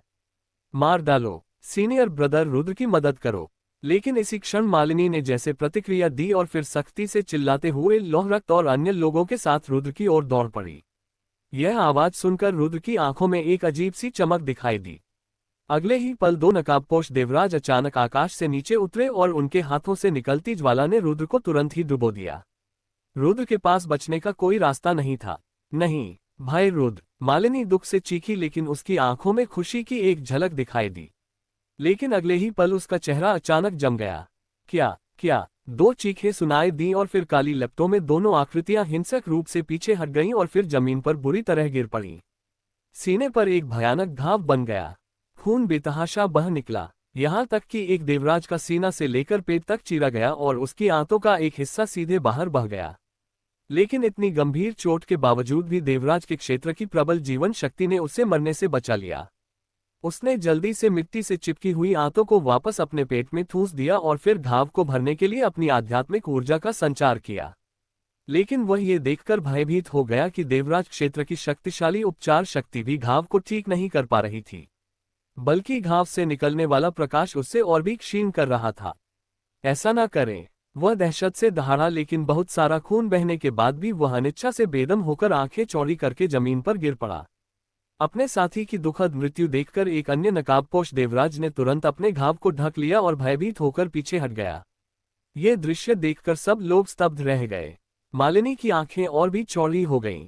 उसका चेहरा अविश्वास से भरा हुआ था। उसे समझ नहीं आया, वह तो बस एक ताओवादी गुरु थी। क्या ये सचमुच आकाश के इतना विरुद्ध है? दोनों देवराज उसे मार नहीं सके, लेकिन इसके बजाय वह स्वयं मारा गया। इस दुनिया में क्या गलत है? देवराज इतने कमजोर कब हो गए? लेकिन इस समय काली लौ मिट गई और रुद्र भावहीन चेहरे के साथ रसोई का चाकू लिए धीरे धीरे बाहर निकल आया, आश्चर्यजनक रूप से बिना किसी चोट के। इस दृश्य को देखिए। मालिनी और अन्य लोगों की पुतलियां पल भर में सिकुड़ गईं और उनके दिल सदमे से भर गए। नहीं नहीं नहीं नहीं, यहाँ मत आओ, यहाँ मत आओ। शेष नकाबपोश देवराज ने रुद्र को धीरे धीरे चलते हुए दयनीय ढंग से चीखते हुए और वापस रेंगने के लिए संघर्ष करते हुए देखकर भयभीत होकर देखा। और इस बार रुद्र अचानक रसोई के चाकू के साथ दौड़ा और बचे हुए नकाबपोश देवराज पर वार कर दिया। हंसना। एक हल्की सी आवाज के साथ रसोई का चाकू तुरंत शरीर में घुस गया और खून बेतहाशा बहने लगा, जिससे जमीन भीग गई। ये दृश्य भयावह था। अरे नहीं! नकाबपोश देवराज ने एक कठोर दहाड़ लगाए और उसके शरीर पर मौजूद आध्यात्मिक ऊर्जा अचानक हिंसक रूप से फूट पड़ी, जिसका परिणाम निस्संदेह भयानक था। रुद्र अभी भी पूरी तरह से सुरक्षित था। हिंसक आध्यात्मिक ऊर्जा ने रुद्र पर प्रभाव डाला और पल भर में बिना किसी निशान के गायब हो गई। इसके बजाय रुद्र ने भावहीनता से अपना हाथ उठाया और उस पर फिर से वार किया, फिर उसे बाहर खींच लिया। लाल रक्त बेताब होकर बह रहा है। कुछ ही समय बाद शेष नकाबपोश देवराज का खून बह गया और उसकी मृत्यु हो गई। आह! मत करो, मदद करो, मैं जान से हाथ नहीं धोना चाहता हूँ। इस पल अन्य नकाबपोश सच्चे देवता भी चीखते हुए दो शक्तिशाली देवराजाओं और दिग्विजय के पूर्ण आक्रमण के तहत मर गए। आकाश में रक्तवीर से लड़ रहे नकाबपोश देव सम्राट ने ये दृश्य देखा। उनकी पुतलियां अत्यंत सिकुड़ गईं। एक जोरदार प्रहार से खून को वापस धकेलने के बाद वह मुड़ा और भागने ही वाला था, लेकिन अगले ही पल रक्तवीर ने उसे फिर से हड्डी से चिपके कीड़े की तरह जकड़ लिया। घावों से ढकी और शर्मिंदा दिख रही रक्तवीर को देखकर जिसकी आंखें किसी पागल की तरह सनकी थीं, नकाबपोश सम्राट अचानक गिर पड़ा। अरे बाप रे! तुम इस बूढ़े आदमी पर जबरदस्ती क्यों कर रहे हो? अगर तुमने इस बूढ़े आदमी को जल्दबाजी करने के लिए मजबूर किया तो ये बूढ़ा आदमी तुम्हारे साथ ही मर जाएगा। नकाबपोश सम्राट ने उन्माद में दहाड़ मारी। जो कोई भी महाराज का अपमान करेगा, उसे बिना क्षमा किए मार डालो। रक्तवीर ने ज्यादा कुछ नहीं कहा, लेकिन उसकी आंखों में व्याप्त दुष्ट आत्मा ने उसे घेर लिया। उसने नकाबपोश सम्राट पर फिर से हमला करने के लिए अपना हाथ उठाया। जैसे जैसे समय बीतता गया उसके शरीर पर व्याप्त आभा और अधिक हिंसक और तीव्र होती गई। दोनों देवराजों को मारने के बाद रुद्र ने शांत भाव से मालिनी और अपने पीछे खड़े अन्य लोगों की ओर देखा। रुद्र की निगाहें देखकर मालिनी का चेहरा थोड़ा जम गया, लेकिन फिर वह मुस्कुरा उठी और बोली, हाँ हाँ बड़े भाई रुद्र वाकई गंगा राजवंश के पुत्र होने के योग्य हैं। उनके पास इतने सारे तुरुप के पत्ते हैं। अगर मैंने पहले से ही अनुमान लगा लिया होता। भाई रुद्र के पास शाही राजवंश के देवताओं और राजाओं तथा यहाँ तक कि अर्ध सम्राटों द्वारा एकत्रित किए गए अनेक एकमुश्त साधन अवश्य होंगे, है ना। मालिनी ने तारीफ तो की, लेकिन उसकी आंखों में तिरस्कार झलक रहा था। हालांकि अभी अभी वह रुद्र की शक्ति से अचानक भयभीत हो गई थी, लेकिन जैसे जैसे वह पीछे की ओर बढ़ती गई उसका संदेह बढ़ता गया। आखिरकार त्रिपाठी तेजस चाहे कितना भी शक्तिशाली क्यों न हो, परिपक्व होने से पहले वह अभी भी नाजुक है। हालांकि यह कहा जाता है कि कुछ दुष्ट लोग लड़ाई के लिए छलांग लगा सकते हैं, लेकिन रुद्र जो केवल ताओवादी गुरु के स्तर पर है, अधिक से अधिक ईश्वर रूपांतरण के स्तर के शक्तिशाली लोगों के खिलाफ ही लड़ पाएगा। यदि आप अजेय हैं तो आप झूठे देवताओं के क्षेत्र में बलवानों के खिलाफ लड़ेंगे, है ना। लेकिन अब रुद्र ने अप्रत्याशित रूप से चारों महान लोकों को पार कर लिया है और बिना किसी नुकसान के देवताओं के राजा को मार डाला है। ये कुछ ज्यादा ही बड़ा चढ़ाकर बताया गया है ना। भले ही उसमें ईशान जैसा असली अहंकार हो या वह मध्य क्षेत्र की कोई दुष्ट आत्मा हो, फिर भी उसके लिए इतनी शक्तिशाली होना असंभव है। तब रुद्र की देवताओं के राजा को मारने की क्षमता निश्चित रूप से शक्तिशाली पूर्व पीढ़ी के योद्धाओं द्वारा एक बार के हमलों को इकट्ठा करने और जीत हासिल करने के लिए की गई साधना के कारण ही संभव हो पाई होगी। मालिनी की बातें सुनने के बाद रुद्र अब भी शांत दिख रही थी। ऐसे गुस्सैल व्यक्ति से एक और शब्द कहना भी उसे अपने ही अपमान के समान लगा। तो बस इसे नजरअंदाज कर दीजिए। अब उसे सबसे ज्यादा चिंता रक्तवीर की है। सम्राट के सभी बेटों और अंगरक्षकों ने उसके साथ स्वामी सेवक का अनुबंध कर लिया है, इसलिए वह इस समय रक्तवीर के शरीर में हो रहे सभी परिवर्तनों को जानता है।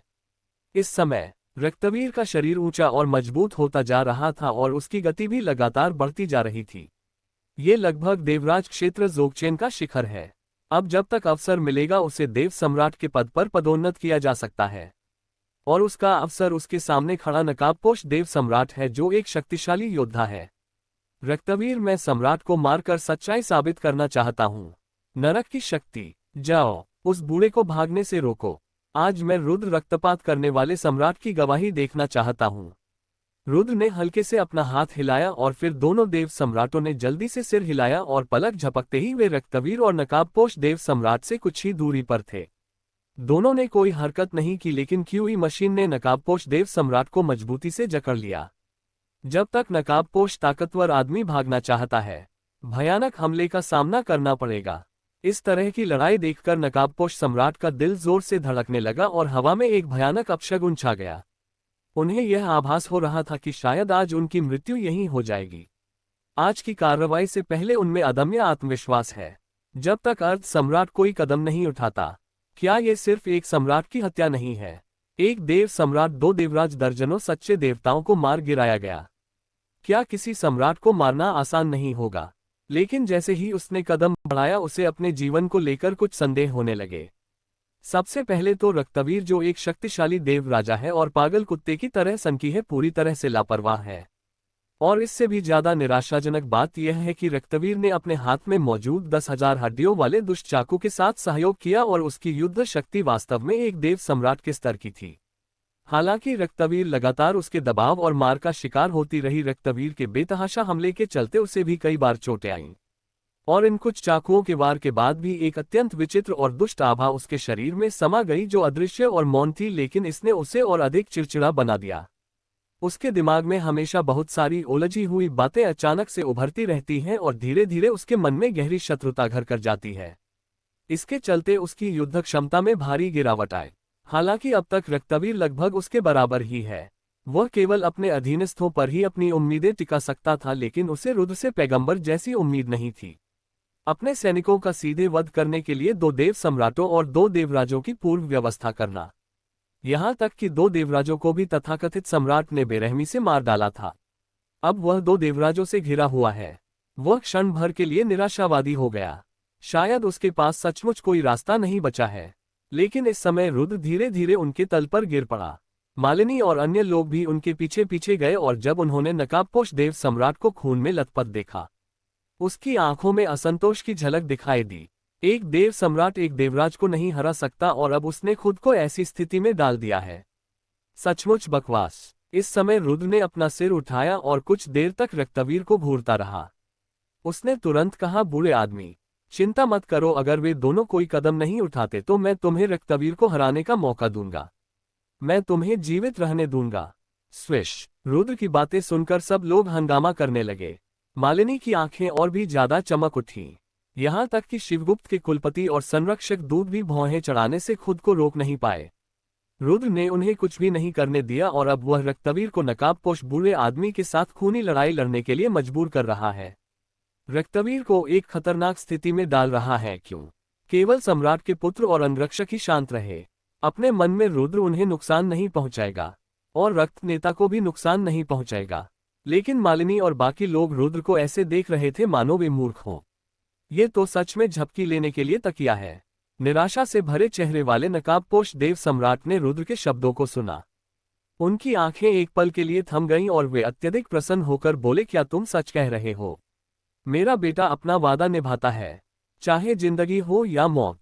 रुद्र ने धीरे से सिर हिलाया। ठीक है, बहुत बढ़िया। मुझे उम्मीद है कि आपको अपनी बात याद रहेगी। नकाबपोश देव सम्राट अचानक उन्माद से भर गया। उसके शरीर की आभा अचानक फट पड़ी और उसने अपना सिर घुमाकर रक्तवीर को भयंकर रूप से देखा। खून के प्यासे, मुझे मरने दो। उसने अपना सिर उठाया और गुस्से से आसमान की ओर देखा। उसके दांत भींचे हुए थे मानो उसे बहुत दर्द हो रहा हो। उसके माथे की नसें उभरी हुई थीं और उसकी गर्दन लाल होकर सूजी हुई थी। उसके शरीर से निकलने वाली आभा हिंसक रूप से फैल गई और मानो एक पल में ही दुनिया अंधेरी हो गई। अलौकिक मृत्यु मंडल। नकाबपोश देव सम्राट ने बड़ी मुश्किल से एक धीमी सी गुर्राहट निकाली। उसके शरीर पर फैली आभा तूफान की तरह फैल गई और अचानक आकाश और पृथ्वी के बीच ऐसा लगता है मानो यह अंतहीन अंधकार में गिर गया हो। इतना अचानक और इतनी तेजी से कि लोगों के लिए प्रतिक्रिया करने का समय ही न हो। मानो पल भर में शाश्वत मौन में समा गया हो। लगभग उसी समय अंधेरे से अचानक एक तेज रोशनी प्रकट हुई, मानो दुनिया में प्रकाश की पहली किरण हो। छोटा होते हुए भी ये बहुत ही शानदार है। लेकिन उसी क्षण पानी की बूंद अचानक फट गई। प्रकाश से पानी की एक क्रिस्टल बूंद संघनित हुई और पानी की बूंद के चारों ओर अचानक काली लपटें जलने लगीं। जब आग की लपटें और पानी की बूंदें दिखाई दी, पहली बार रक्तवीर का घबराया हुआ चेहरा अत्यंत गंभीर हो गया और उसकी पुतलियां तेजी से सिकुड़ गईं। लेकिन अगले ही पल इससे उसकी तबीयत और भी खराब हो गई और वह हिंसक पागलपन का शिकार हो गया। धड़ाम। और इस समय पानी की बूंदें अचानक बिखर गईं, घोर काली लपटों से लिपट गईं और धीरे धीरे एक काले फूल में तब्दील हो गईं। काला पैटर्न मानो घोर अंधकार से आया हो और पंखुड़ियों ने विचित्रता और आतंक प्रकट किया। मंडल का फूल नरक के दूसरी ओर खिलता है और यदि वह फूल दूसरी ओर खिलता है तो मृत व्यक्ति की आत्मा को नरक में ही जाना पड़ता है। फूल में नकाबपोश सम्राट का पूरा शरीर कांप उठा और एक जोरदार धक्के के साथ फूल अचानक एक अत्यंत विचित्र दिशा में रक्त की ओर बह गया। अत्यंत धीमा, लेकिन रक्तवीर के दृष्टिकोण से इससे बचने का कोई रास्ता नहीं था, मानो वह रक्तवीर पर ही निशाना साधे हुए हो। छिपना है, कहीं छिपने की जगह नहीं है। बचने का कोई रास्ता नहीं है, या तो प्रतिरोध करना है या शुद्ध होना है और प्रायश्चित के लिए नरक जाना है। इस क्षण जमीन पर मौजूद हर व्यक्ति को अपने शरीर से तीव्र ठंडक महसूस हुई और दर्शक सन्नाटे में डूब गए। कंपकंपी और खामोशी छा गई। शरीर में एक अजीब सा भारीपन छा गया, मानो यह आत्मा के दमन और कंपकंपी से उत्पन्न हुआ हो। यहाँ तक कि दोनों देव सम्राटों की आंखों में भी भय झलक रहा था। उन दोनों में से किसी की भी हिम्मत नहीं हुई कि वे इस वार को सह सकें। ये वार महज एक साधारण हमला नहीं था, बल्कि नरक की शक्ति से भरा एक भयानक हमला था। क्योंकि यह तो नरक की साधना है। नरक, जरा इस शब्द के बारे में सोचो। हर कोई दिल से सिकुड़ जाता है। हैरान, वह विशालकाय राक्षस जो कई वर्षों से गायब है, जिसने लाखों साल पहले पवित्र भूमि महाद्वीप को दबा रखा था, वह भयानक 9 अधोलोक 18 नरकों का प्रभारी था, वह सर्वोच्च पवित्र भूमि जो आत्माओं को बहकाती है और उन्हें मार डालती है। चाहे आप कोई महान विद्वान हो या कोई साधारण मनुष्य, जब तक आप एक दिन के लिए भी पवित्र नहीं हो जाते, भले ही आपका शरीर अभी भी अत्यंत बलवान हो, आपकी जीवन शक्ति अभी भी भरपूर है। जब तक जीवन और मृत्यु की पुस्तक ये दर्शाती है कि आपका जीवन काल समाप्त हो गया है, तुम नरक में जाओगे। ठीक इसी कारण से अनगिनत शक्तिशाली पुरुष जो अपना जीवन और मृत्यु दूसरों के हाथों में नहीं सौंपना चाहते थे, सैकड़ों हजारों वर्षों से षड्यंत्र रचते रहे। अचानक पवित्र क्षेत्र महाद्वीप में अनगिनत आतंकवादी ताकतों ने हरकत की और अनगिनत सम्राटों, अर्धऋषियों, संतों और यहाँ तक कि संतों से भी ऊपर के अजेय शक्ति संपन्न लोगों ने मिलकर जीयू नरक को नष्ट कर दिया। नरक पर घेराबंदी करने के लिए एकजुट हो जाओ, तभी नरक का पराक्रमण होगा। लेकिन उस युद्ध के बाद पवित्र भूमि के शक्तिशाली लोगों में अनगिनत मौतें और चोटें हुई और संतों और ताओवादियों ने एक एक करके पर्वत द्वार बंद कर दिए। यहाँ तक कि संपूर्ण पवित्र विश्व महाद्वीप भी अचानक नष्ट हो गया। ड्रैगन की नसें कट गईं। इसे 5 क्षेत्रों में विभाजित किया गया है, पूर्व, पश्चिम, उत्तर, दक्षिण, मध्य। मध्य क्षेत्र को छोड़कर अन्य क्षेत्रों की आध्यात्मिक धाराएं समाप्त हो चुकी हैं और आध्यात्मिक ऊर्जा धुंधली हो गई है। मृत्यु के देवता के 3 आशीर्वाद। सभी आत्माओं को नष्ट करने के लिए दूसरी पूजा। उस युद्ध के बाद से पूरे नरक की शक्ति लुप्त हो गई है। हालांकि कई लोग लगातार नरक के अवशेषों की खोज कर रहे हैं, शक्तिशाली जादुई शक्तियों और अभ्यासों को प्राप्त करने के लिए उत्सुक हैं। लेकिन ऐसा लगता है कि नरक अचानक ही मिट गया है और इस दुनिया में उसका कोई निशान नहीं बचा है। लेकिन अब उन्हें फिर से वह शक्ति दिखाई दे रही है, नरक की शक्ति। भले ही यह अलौकिक शक्ति उच्च स्तर की अलौकिक शक्ति न हो, यह अधिक से अधिक मध्य स्तर की उच्च स्तरीय पृथ्वी स्तरीय अलौकिक शक्ति है। हालांकि इससे उत्पन्न होने वाली शक्ति लगभग वैसी ही होती है जैसी कि दिव्य अलौकिक शक्तियों की होती है। यह नरक की शक्ति का भयावह रूप है। काली मंडाला फूल अंधेरी चिंगारियों में धीरे धीरे रक्तवीर की ओर तैरने लगा। उसी क्षण एक अदृश्य गति ने धीरे धीरे रक्तवीर को घेर लिया। बेहद अजीब, इस सांस के बीच में मौजूद रक्तवीर कांपने लगी। उसके मुंह के कोने से खून की एक बूंद बह निकली और उसका चेहरा बेहद पीला पड़ गया, लेकिन उसके चेहरे पर मुस्कान बरकरार रही। नरक, इस तरफ तो दिलचस्प है, उसने धीरे से कहा। अचानक उसका शरीर कांप उठा और फिर वह धीरे धीरे नकाबपोश देव सम्राट की ओर घुटने टेककर बैठ गया। यह दृश्य देखकर नकाबपोश ताकतवर आदमी एक पल के लिए अचंभित रह गया और फिर जोर से हंस पड़ा। अभी जो धुंध और गुस्सा छाया हुआ था वह अब छट गया है। इसके बजाय यह उत्साह से भरा हुआ था, खून के प्यास से। चाहे तुम कितने भी घमंडी क्यों न हो, चाहे तुम कितने भी घमंडी क्यों न हो, तुम्हें मेरे सामने मरना ही होगा। मैं तुम्हें बता दूं, दया की भीख मांगना ठीक है, नकाबपोश बूढ़े ने गर्व से कहा, लेकिन अगले ही पल ऐसा लगा जैसे किसी ने उसकी गर्दन को जकड़ लिया हो। उसका चेहरा धीरे धीरे बेहद बदसूरत होता चला गया। लगभग उसी समय सभी ने रक्तवीर के पीछे देखा। एक धुंधली लेकिन दृढ़ आकृति धीरे धीरे प्रकट हुई। जब यह आकृति प्रकट हुई तो अचानक सभी को ऐसा लगा जैसे लाशों का पहाड़ और खून का सागर उनकी ओर उमड़ रहा हो। देव सम्राट से लेकर साधारण ताओवादी गुरु तक सभी के शरीर अदृश्य रूप से कैद प्रतीत होते हैं। इस आकृति का स्पष्ट स्वरूप लगभग किसी के लिए भी दिखाई नहीं देता। उन्हें केवल एक असाधारण और पतली आकृति दिखाई देती है जो नरक से आई हुई प्रतीत होती है। इसके अलावा चारों ओर बस अंतहीन अंधकार ही दिखाई देता है। इस तरह का अंधकार भयानक 9 पाताल लोक से आता प्रतीत होता है, जो सब कुछ शांत कर सकता है, आत्माओं को निगल सकता है और प्रकाश को ढक सकता है। इस समय सभी लोग चुप थे। उनके शरीर कांप रहे थे, उनके दिल भय से भरे हुए थे और वे अपने पूरे शरीर में ठंडी हवा का अनुभव कर रहे थे। यहाँ तक कि उनके बगल में खड़े 2 शक्तिशाली देव सम्राट भी गरिमापूर्ण दिखने से खुद को रोक नहीं पाए। और इस बार रक्तवीर के पीले होंठ हल्के से हिले और एक सिहरन भरी आवाज निकली, मृत्यु के देवता को 3 प्रणाम, सभी आत्माओं को नष्ट करने के लिए 2 प्रणाम। जैसे ही रक्तवीर की आवाज बंद हुई, उसके थोड़े झुके हुए घुटने धीरे धीरे नकाबपोश सम्राट की ओर झुक गए और उसी क्षण उसके पीछे खड़ी विशालकाय आकृति भी नकाबपोश सम्राट के सामने घुटने टेक रही थी। क्लिक। इस समय शून्य में अभी भी मंडरा रहा मंडल बयान हुआ मानो पूजा को सहन न कर पाने की स्थिति में पल भर में फट गया। फिर वह राख में बदल गया। पल भर में नकाबपोश बूढ़े व्यक्ति का चेहरा एकदम बदल गया और भयानक दबाव, भूस्खलन और तूफानी लहर की तरह उसकी ओर बढ़ने लगा। उसके दिल में भय भर गया और चारों ओर अजनबीपन छा गया। वह भागना चाहता था लेकिन भाग नहीं सका। यह एक अनुमान है लेकिन एक तथ्य भी है। जिस क्षण रक्तवीर और उसके पीछे खड़ी धुंधली सी हठी आकृति घुटने टेककर बैठ गई, अंधेरे में एक आवाज ने उससे कहा कि वह अब और जीवित नहीं रह सकता। मृत्यु का देवता नतमस्तक हो जाता है और आत्मा मर जाती है, लेकिन वह संतुष्ट नहीं है। उन्होंने वर्षों तक कड़ी मेहनत की और अनगिनत कठिनाइयों के बाद उन्हें देव सम्राट का पद प्राप्त हुआ। वे अर्ध सम्राटों के अधीन सबसे शक्तिशाली हैं। वह इसके लिए तैयार कैसे है? मैं संतुष्ट नहीं हूँ, मैं संतुष्ट नहीं हूँ। नकाबपोश बूढ़ा पागलों की तरह दहाड़ रहा था। उसके शरीर की आध्यात्मिक ऊर्जा बेकाबू होकर फूट पड़ी और हर तरह की अलौकिक शक्तियां खून की ओर दौड़ पड़ी।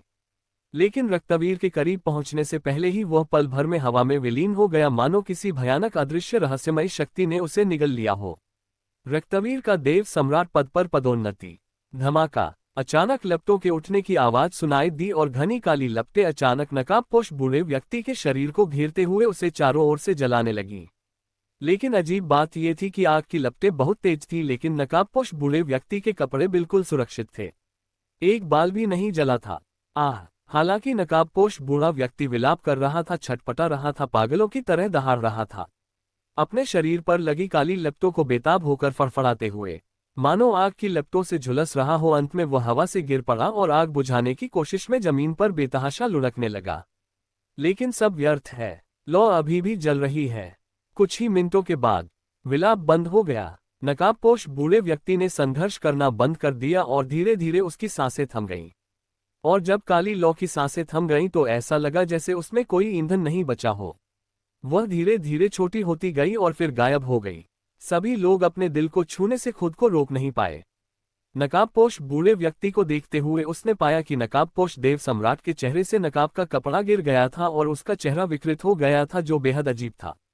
गुडोन, मुझे नहीं पता किसने अचानक मुंह भर लार निगलकर चुप्पी तोड़ी, और इसी क्षण शून्य में रक्तवीर के पीछे छिपी काली धुंधली आकृति भी धीरे धीरे गायब हो गई।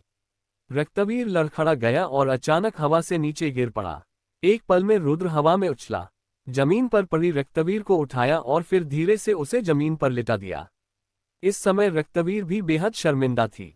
उसका शरीर घावों से भरा था, उसका चेहरा पीला पड़ गया था, उसकी सांसें कमजोर थीं। जाहिर तौर से उस अलौकिक शक्ति का उपयोग करने मात्र से ही उस पर बहुत बड़ा प्रभाव पड़ा।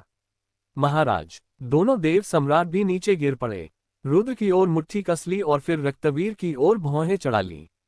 इस समय रक्तवीर की आभा पहले से ही अत्यंत कमजोर थी, जैसे मर रहा हो। सब लोग पीछे हट जाओ। लेकिन इसी क्षण रुद्र अचानक खड़ी हो गई और ठंडे स्वर में बोली। सभी लोग एक पल के लिए थम गए, फिर धीरे धीरे पीछे हट गए। दोनों शक्तिशाली देव राजाओं ने भौहें चढ़ाकर रुद्र की ओर देखा और धीरे धीरे पीछे हटने का विकल्प चुना। फिर वह और रुद्र बीच में खड़ी रक्तवीर को घूरने लगे। कुछ मिनट बाद शिवगुप्त कुलपति ने सबसे पहले खुद को रोका। महाराज, रक्तवीर कमांडर गंभीर रूप से घायल हैं, यदि उनका इलाज दोबारा नहीं किया गया तो। लेकिन इससे पहले कि वह अपनी बात पूरी कर पाता, रुद्र ने उसे संभालने के लिए अपना हाथ उठाया और शांत भाव से कहा, रुको। रुद्र की आवाज धीमी पड़ गई। शिवगुप्त के पूर्वज चिंतित हो गए और समझाने की कोशिश करने लगे। आखिरकार आज रक्तवीर का प्रदर्शन बेहद शानदार था। उसने पहले भी यह खबर सुनी थी कि रक्तवीर ने देव सम्राट के शक्तिशाली नेता का सिर काट दिया था, लेकिन उसने इसे हंसकर टाल दिया। लेकिन आज उसने अपनी आंखों से देखा कि रक्तवीर ने अकेले ही एक शक्तिशाली देव सम्राट को मार डाला था, और वह स्वयं छठे स्वर्ग का मध्यस्तरीय देव सम्राट था। यह सचमुच आसमान के खिलाफ है। अगर यह गिर जाए तो क्या यह अफसोस की बात नहीं होगी? और जैसे ही वह दोबारा बोलने ही वाला था, बगल में खड़े गार्ड ने उसे पकड़ लिया, फिर धीरे से उसकी ओर सिर हिलाया। उसने संरक्षक दूत की ओर हैरानी से देखा, लेकिन चुप रहना ही बेहतर समझा। लेकिन इस क्षण उसने अचानक अपनी आंखें चौड़ी कर लीं और फिर मैदान में मौजूद रक्तवीर की ओर देखा। लहर, एक अदृश्य ध्वनि सबके दिलों में गूंज उठी और फिर रक्तवीर के शरीर से एक धारा की तरह सांस निकली, जो पल भर में एक विशाल सागर में बदल गई। सुस्ती से लेकर भव्यता तक पल भर में, जैसे कोई नुकीला भाला आकाश को भेद रहा हो। धमाका, जब यह आभा चरम पर पहुंच गई तो रक्तवीर के शरीर से एक धीमी सी आवाज गूंजी। सभी लोग चौंक गए। वे जानते हैं, रक्त का प्रवाह फूट पड़ा। देवराज से देव सम्राट तक का सफर।